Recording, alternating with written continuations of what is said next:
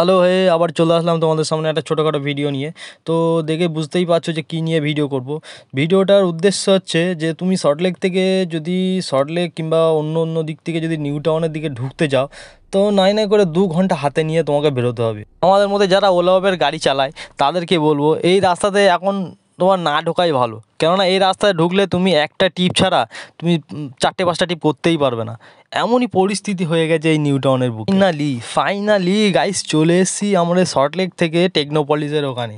তো টেকনোপলিস থেকে আবার বিশ্ববাংলার গেটে চলে আসলাম। দেখতেই পাচ্ছ একটা অস্বাভাবিক জাম কাটিয়ে আমরা বিশ্ববাংলার গেটে ঢুকে গেলাম। যদি একটানা 500 কিলোমিটার গাড়ি চালাও তাও তোমার এত রাগ হবে না, তুমি যতটা জ্যামে পড়ে যতটা রেগে যাবে। যখন আমরা কলকাতা থেকে যখন নিউ টাউনের মধ্যে ঢুকতাম তো ভাবতাম যে অন্য একটা শহরে চলে এসেছি যেখানে কোনো জ্যাম নেই, জ্যাট নেই, কিচ্ছু নেই। সাদা ফাঁকা ফাঁকা পুরো মাঠ ছিল, শুধু ছিল গাছপালা আর ছিল শুধু বড় বড় বাড়ি।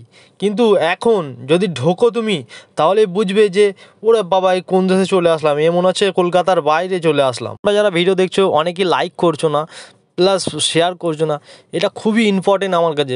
প্লিজ তোমরা লাইক করো অ্যান্ড শেয়ার করো, আর যারা ফলো করোনি তারা অবশ্যই ফলো করে নাও। চলো টাটা বাই, আবার দেখা হবে।